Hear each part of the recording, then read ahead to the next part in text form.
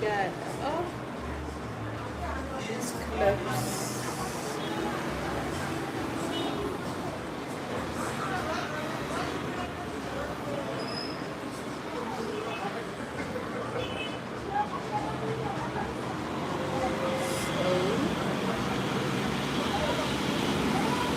Yeah, so I'm waiting for you guys to talk online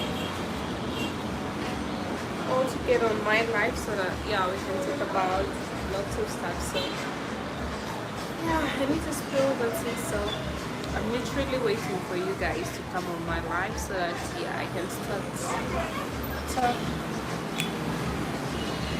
Yeah, my lip combo is eaten.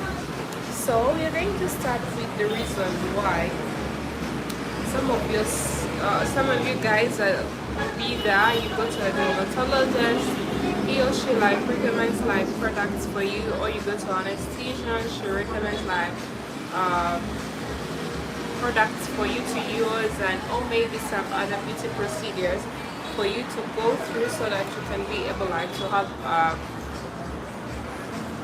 what a nice skin so that it's glowing, so that yeah you're free like from acne and stuff. Now, so I'm going to break it down for you. I'm going to tell you the real tea why your products may not be literally working for you at all.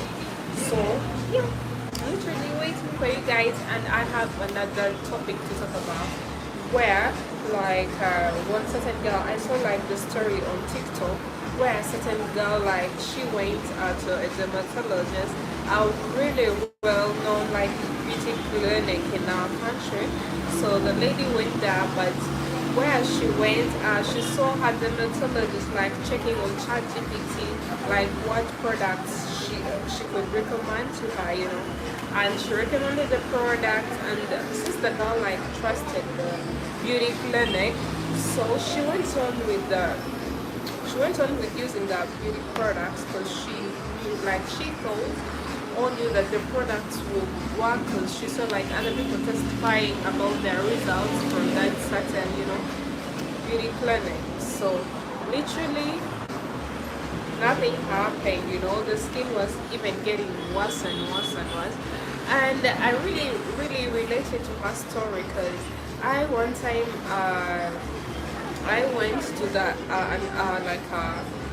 a beauty clinic as well, and I was recommended products that make me like purge literally for long, you know, literally for so long. It took like, because I had gone there in February, so it took March, April.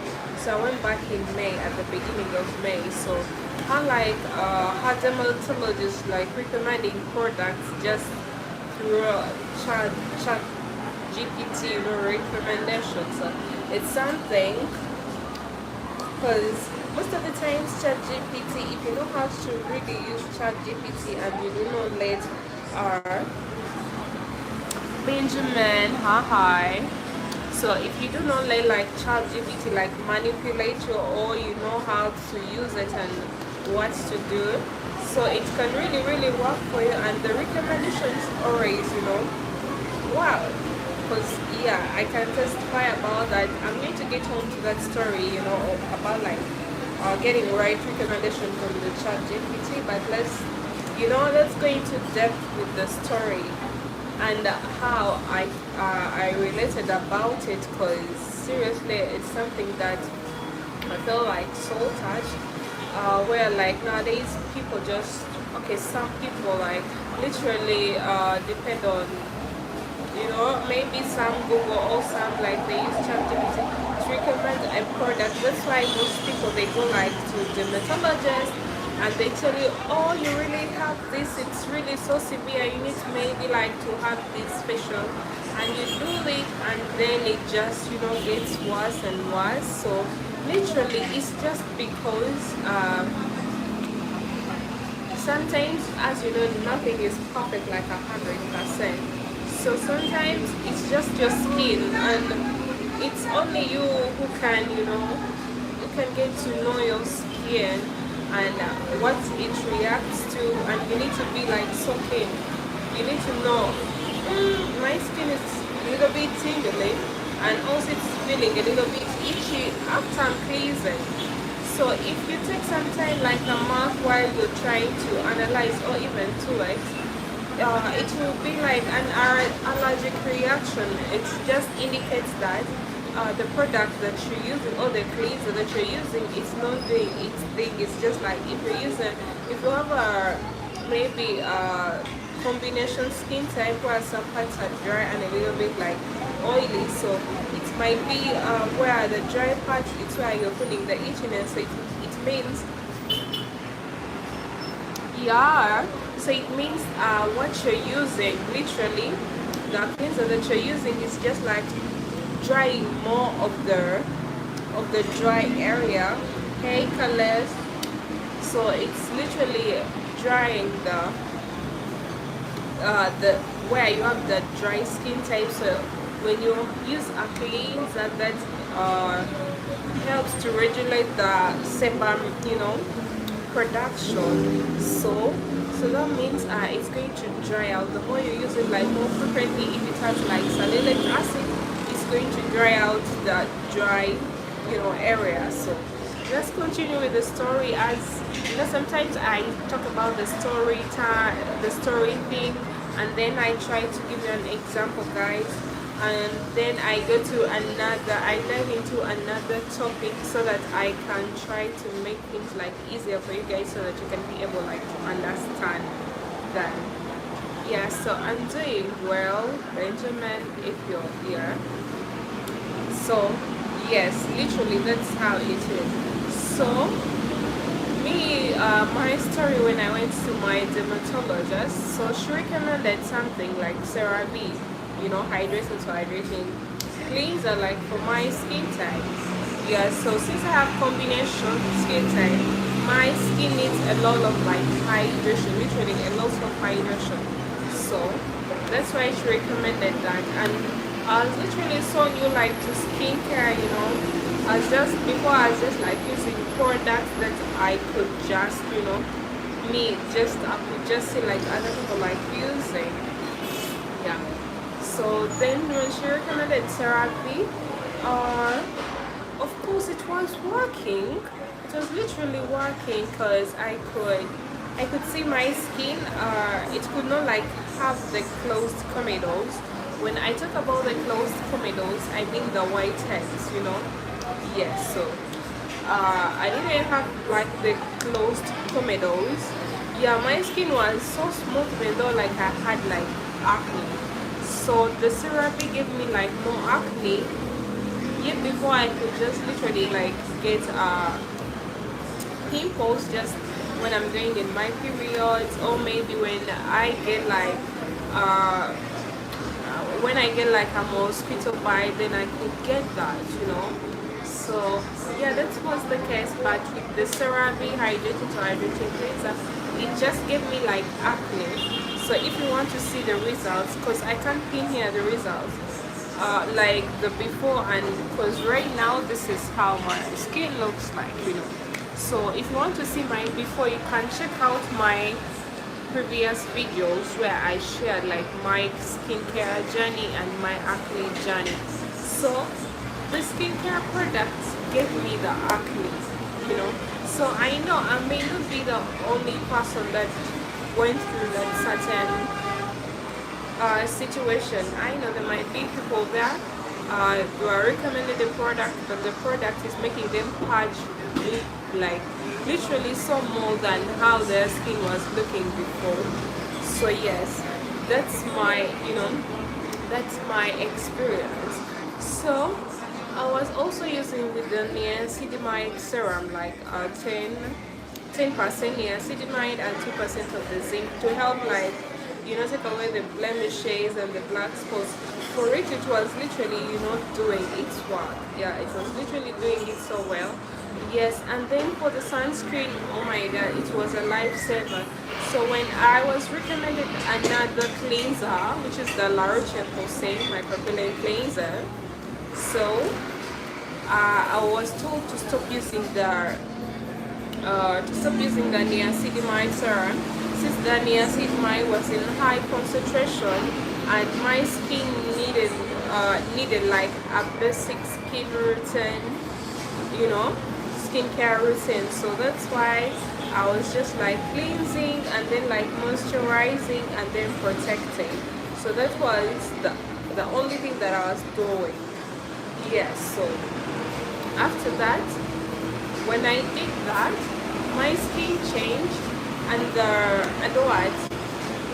And the acne that I was getting just in a few days, the acne was drying up, you know. Yeah, it was literally drying up, and then the moisturizer I used, it has niacinamide, so it was coming my face, you know, even though I was using a cleanser with actives, so it was coming my face. And also the sunscreen, the Innisfree sunscreen, it was literally making my blemishes, all the black spots that are, you know, that are got from the pimples drying up, like fade away like really quick. So I'm always an Innisfree like garlic, because oh my god, that sunscreen, it did wonders for me. I can't deny that. So let me tell you the things that you may be like doing so wrong. Yeah. So I'm going to tell you the things that you might be doing so wrong. So when you cleanse, so let me say you're using a cleanser with actives. So maybe the actives I'm talking about salicylic acid, benzoyl peroxide. Yeah, because those are the actives that they put in order like to minimize the impurities or the more existing, you know, pimples that you know that come on. They're reoccurring, they come back. So they put those actives in the cleanser so that they can help you to stop the acne from prolonging or for being there for quite some time. So yes, so you might be like using cleansers with those actives that I mentioned, and then you're just like starting skincare, you know, routine.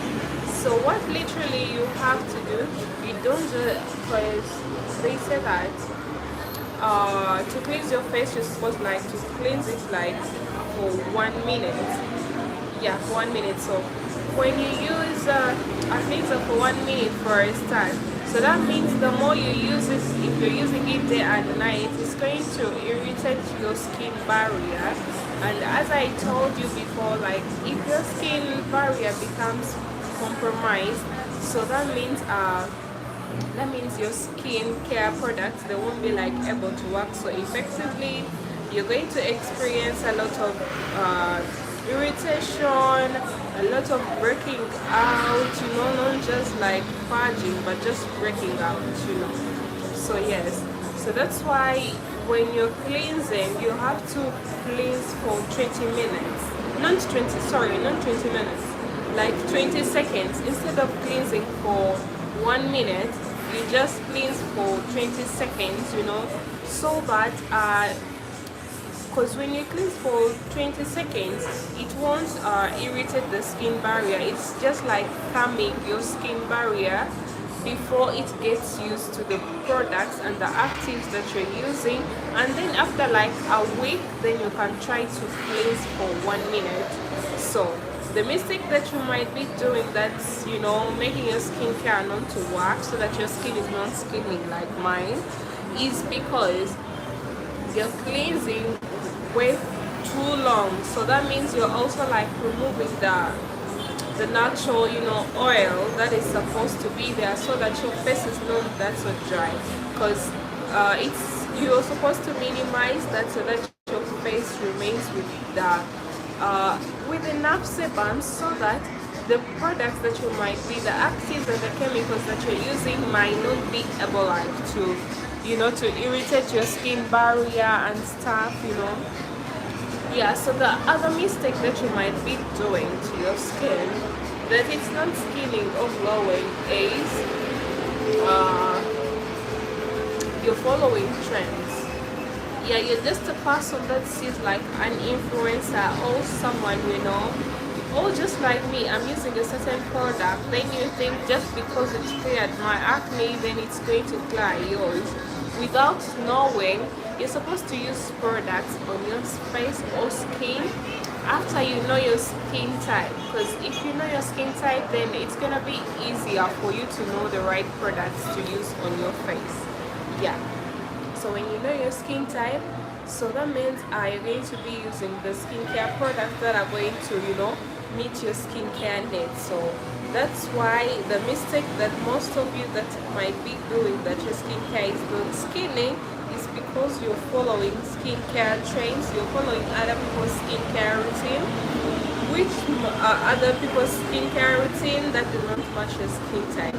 So if you're there and yeah, you need to change that and use products that meet your skin needs, that match your skin type, your skin type.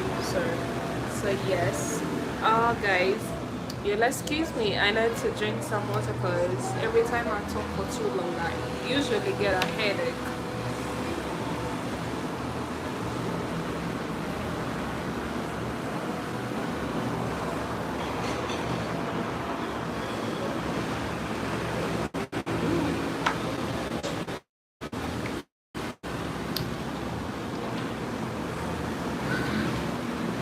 Yeah. So the third mistake that you might be doing, that your skincare is not working for you, is that you don't know how to apply the skincare.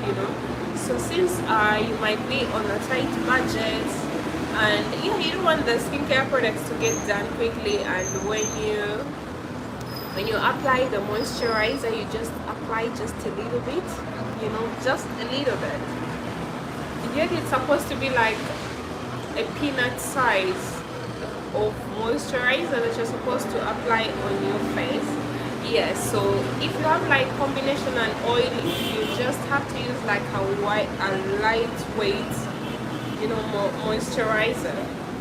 Yeah, unless when you're using you're using a cleanser that has a lot of actives in it and in high percentage, then you can use foliage, moisturizer. It's so thick, yeah. But for me, like, my skin doesn't like thick moisturizers, because when I do, I feel my face